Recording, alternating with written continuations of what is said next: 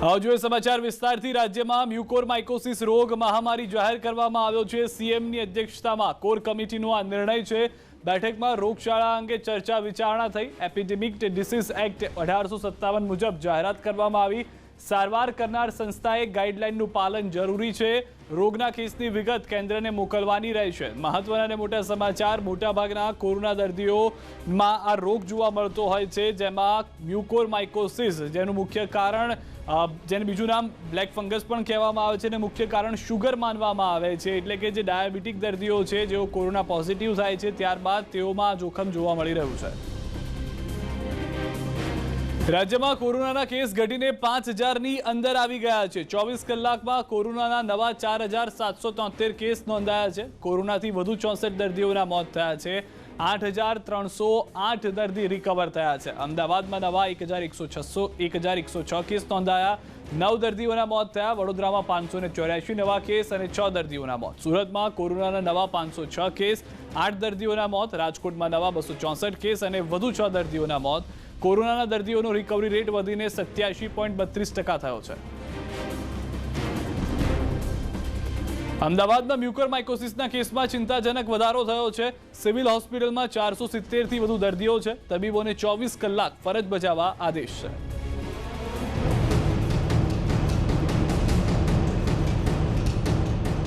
હવે રાજ્યમાં કોરોના બાદ મ્યુકોરમાઇકોસિસના વધતા કેસ સરકાર માટે માથાના દુખાવા સમાન બની ગયા। રાજ્યના 4 મહાનગરોની સિવિલ હોસ્પિટલોમાં 1100થી વધુ દર્દીઓ સારવાર લઈ રહ્યા છે। હાલ અમદાવાદ સિવિલ હોસ્પિટલમાં જ 470થી વધુ દર્દીઓ દાખલ છે। રોજની 20થી વધુ સર્જરી થઈ રહી છે। અત્યાર સુધીમાં 132 દર્દીઓના ઓપરેશન થયા છે। અમદાવાદમાં કોરોનાના દર્દીઓ ઘટી રહ્યા છે, પણ મ્યુકોરમાઇકોસિસના કેસ વધવા લાગ્યા છે।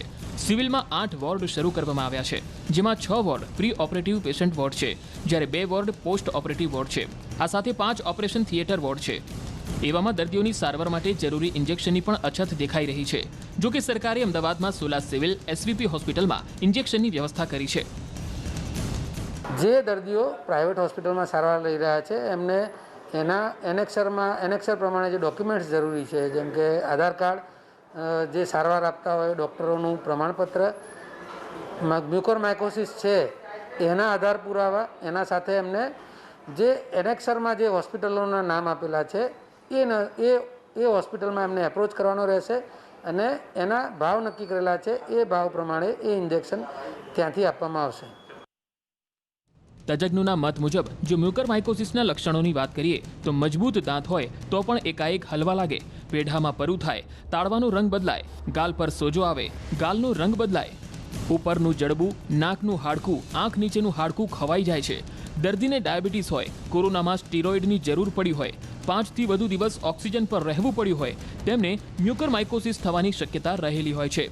સિવિલ હોસ્પિટલમાં વધતા કેસને લઈને ચિંતા વધી છે। તબીબોને 24 કલાક ફરજ નિભાવવા આદેશ આપી દેવાયા છે।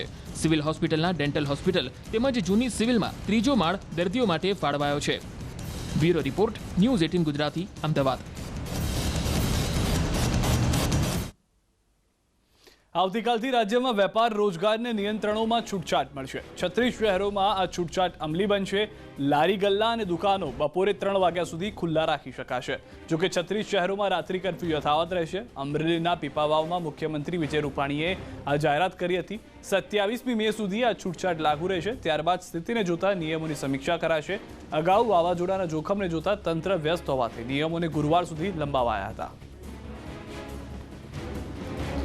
કરિયાણા સ્ટોરને ખુલ્લા રાખવામાં આવ્યા છે। શાળા, કોલેજ, ટ્યુશન ક્લાસીસ, સિનેમાગૃહ અને જીમ આ મહત્વની જે 4 વસ્તુઓ કે જ્યાં આગળ વધુ ભીડ જોવા મળતી હોય છે, શોપિંગ મોલ, જેને બંધ રાખવામાં આવ્યા છે। જાહેરાત કરું છું, આવતીકાલથી કર્ફ્યુ અને જે રીતે આંશિક નિયંત્રણો લાગેલા હતા એમાં બજારો અને દુકાનો અને લારી ગલ્લા એ બધાને સવારે 9થી બપોરના 3 સુધી વેપારની છૂટ આપવામાં આવશે આવતીકાલથી।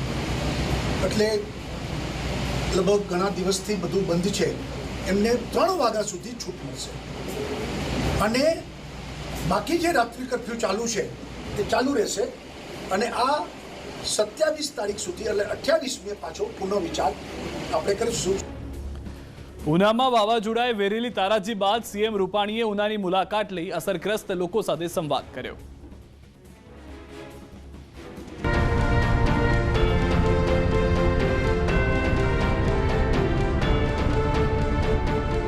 ઉનામાં ત્રાટકેલા તાઉતે વાવાઝોડાએ શહેરને વેરવિખેર કરી નાખ્યું. મુખ્યમંત્રી વિજય રૂપાણી હવાઈ નિરીક્ષણ બાદ વાવાઝોડાથી પ્રભાવિત જિલ્લાના અંતરિયાળ ગામોની જાત મુલાકાત લેવા પહોંચ્યા. નુકસાન અને ગામની સ્થિતિનો ક્યાસ મેળવ્યો. સીએમ ઉનાના ગરાળ ગામે પહોંચી સરપંચ મોંઘીબેન સોલંકી તથા અસરગ્રસ્ત ગ્રામજનો સાથે સંવાદ કર્યો. સાથે આપદામાં રાજ્ય સરકાર તેમની પડખે હોવાનો સધિયારો આપ્યો. આપણે આ બધું તો પાછું ઊભું કરશું, પણ અને જીવ બચ્યો છે એ જ બધાને જેને કહ્યું ને કે ખૂબ આપણા બધા માટે ભગવાનની કૃપા રહે. બાકી આટલું બધું પાછું ઊભું થઈ જશે. એટલા માટે જ આવ્યો છે, એટલા માટે જ અહીંયા આવ્યા. તાલુકો એટલે ગામડાની બધાની કોઈને પાણીના જમવાના સાચા પડી સરકાર બેઠી છે સાથે જીવતા રહ્યા ભગવાનનો આભાર. જીવતા રહ્યા ભગવાને. બાકી અમારી જે જીવાદોરી હતી, અમારી જે ઓળખ હતી નાગેરની, અને બધા ઘરમાં જતા કે પછી બધા શિફ્ટ કર્યા. રાતે હવા ક્યારે અડધા ગામમાંથી જે નતા ઓલા છે એ બધા પોતપોતાના સગાવાળા ને બધા ઘણા આવા બધા વાવાઝોડાના જોયું. પણ અત્યાર સુધીમાં જે આ ભયાનકતા જે અહીંયા દેખાય છે ને આખી રાત 14 કલાક અમારે વાવાઝોડું અમે અમારી જિંદગીમાં નથી જોયું. અમારા માવતરે કોઈ ને સાહેબ આ અમારા જે બાગાયત છે ને સાહેબ લીલી વાવાઝોડાને કારણે ગામમાં કોઈ મૃત્યુ થયું નથી, એવું નથી.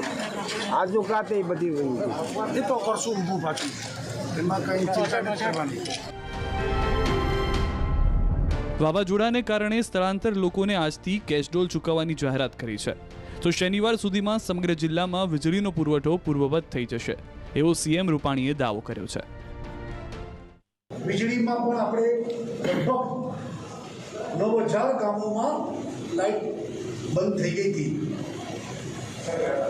આજ સાંજ સુધીમાં લગભગ 1,500 ગામ જ બાકી રહેશે. બાકીના બધા ગામમાં વીજળી ચાલુ થઈ જશે અને શનિવાર સુધીમાં સાંજ સુધીમાં તમામ ગામોમાં વીજળી, કારણ કે 220 કેવીનું મોટું આપણું સબસ્ટેશન બંધ થઈ ગયું છે અને 66 કેવીના અલગ અલગ સબસ્ટેશન ઉપર અસર થઈ છે, એટલે એ પણ ચાલુ થઈ જશે. બાગાયતી પાકો અને તમામ નુકસાની સર્વેની કામગીરી આજથી જ શરૂ કરાઈ છે. જિલ્લામાં સાફ સફાઈ માટે મહાનગરપાલિકાની ટીમો ઉતારી દેવાઈ છે. લોકોનું જનજીવન રાબેતા મુજબ થાય તેવા પ્રયાસો સરકાર દ્વારા તેજ કરાયા છે. સરકાર તમામ ક્ષેત્રે કામગીરી કરી રહી છે. દિનેશ સોલંકી, ન્યૂઝ 18 ગુજરાતી, ઉના.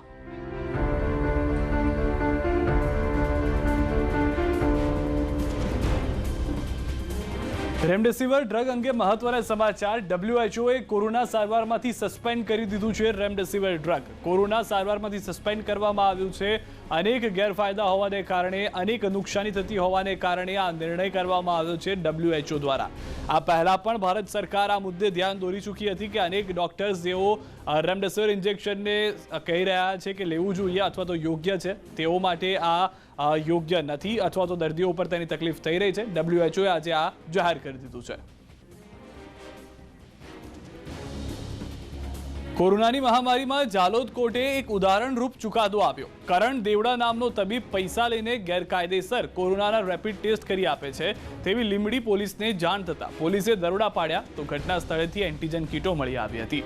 ત્યારબાદ ડોક્ટર દેવડાની ધરપકડ કરી કોર્ટમાં રજૂ કરાયો તો ઝાલોદ કોર્ટે એક ઉદાહરણરૂપ સજા સંભળાવી. મહામારીના કારણે ડોક્ટરોની અછત સર્જાઈ રહી છે, જેથી એક કાંકરે બે પક્ષી મારવા જેવો ચુકાદો સંભળાવ્યો, જેમાં જિલ્લા વહીવટીતંત્ર સાથે ચર્ચા કરીને આરોપી ડોક્ટર 30 સપ્ટેમ્બર સુધી અઠવાડિયાના 4 દિવસ 8-8 કલાક મફત સેવા બજાવવાની સજા સંભળાવાઈ છે.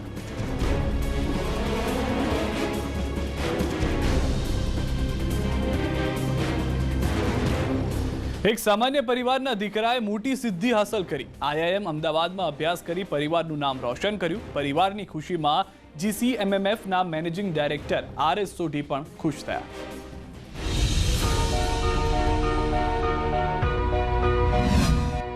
અમૂલ ડેરી દૂધ અને દૂધની બનાવટની ખાદ્ય ચીજો માટે દેશ અને દુનિયામાં જાણીતી બ્રાન્ડ છે.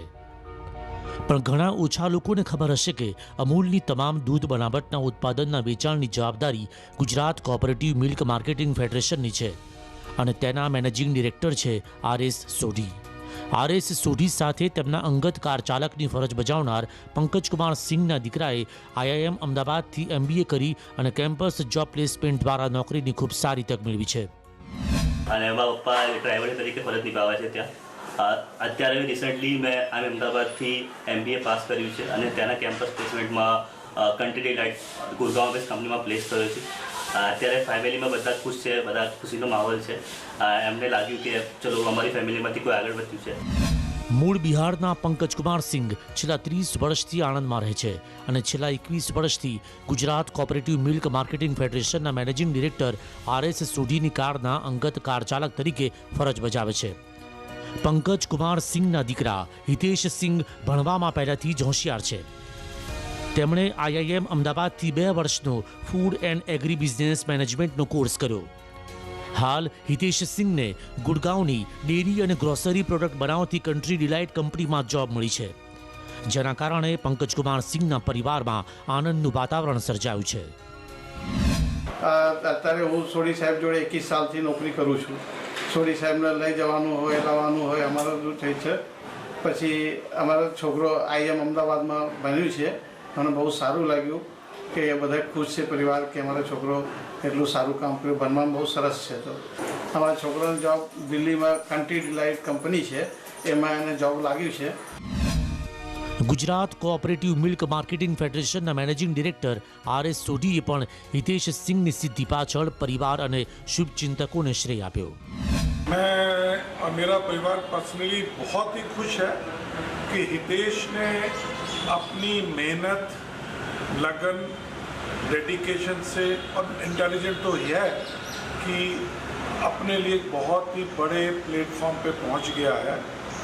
और मैं देख रहा था कि उनके जो पिताजी हैं पंकज, वो मेरे साथ पिछले 21 साल से हैं. છેલ્લા 21 વર્ષથી RS સોઢી સાથે સંકળાયેલા પંકજકુમારના દીકરાની સિદ્ધિથી હાલ પરિવારમાં ખુશીની લહેર છે, તો તેમના શુભચિંતકો પણ શુભકામના પાઠવતા થાકતા નથી. જનક જાગીરદાર, ન્યૂઝ 18 ગુજરાતી, આણંદ. હાલ રોકાઈશું એક વિરામ માટે. આપ જોડાયેલા રહો ન્યૂઝ 18 ગુજરાતી સાથે.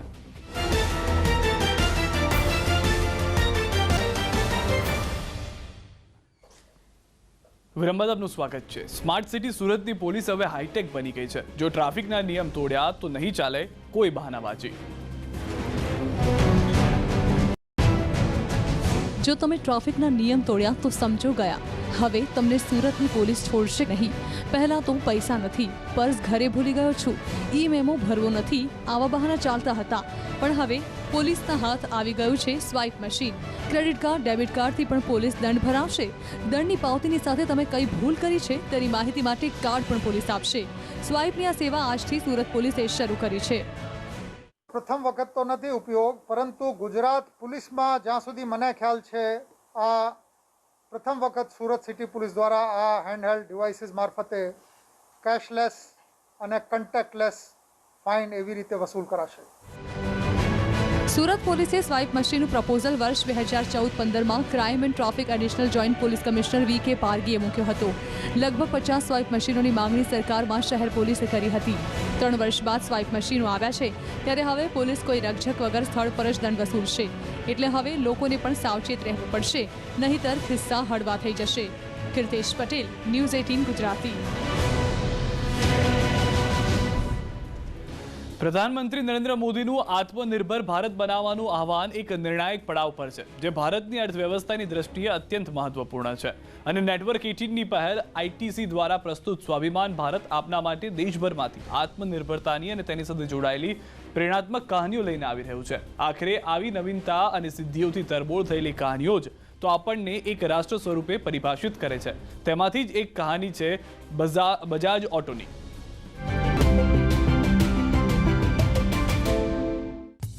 बजाज ऑटो ने भारत में आयातित 2 और 3 पहिया वाहनों की बिक्री शुरू की, लेकिन 1960 तक यह एक लिस्टेड कंपनी बन गई और उन्हें स्वयं भारत में बनाना शुरू कर दिया. और इस सब के पीछे सिर्फ एक ही आदमी था, राहुल बजाज. देश के लिए बेहतरीन दोपहिया वाहनों को तैयार करने से लेकर 70 देशों में सबसे अधिक पसंद किए जाने वाले मोटरसाइकिल ब्रांड बनने तक बजाज ऑटो ने एक लंबा सफर तय किया है। We saw in the two-wheeler world the entry of global majors and caused a huge tectonic shift from scooters to more highly fuel efficient motorcycles. And there was a brief period where Bajaj Auto struggled, but I think and then it looked into its vast reservoir of technical competence and other capabilities and responded with embracing the motorcycle era and becoming a successful motorcycle manufacturer. अंतरराष्ट्रीय स्तर पर तीसरी सबसे बड़ी motorcycle निर्माता Bajaj auto दुनिया की सबसे मूल्यवान दो व्हीलर कंपनी है, जिसका मार्केट कैप 1 लाख करोड़ रुपए से अधिक है, जो स्वाभिमान भारत की जीती जागती मिसाल है।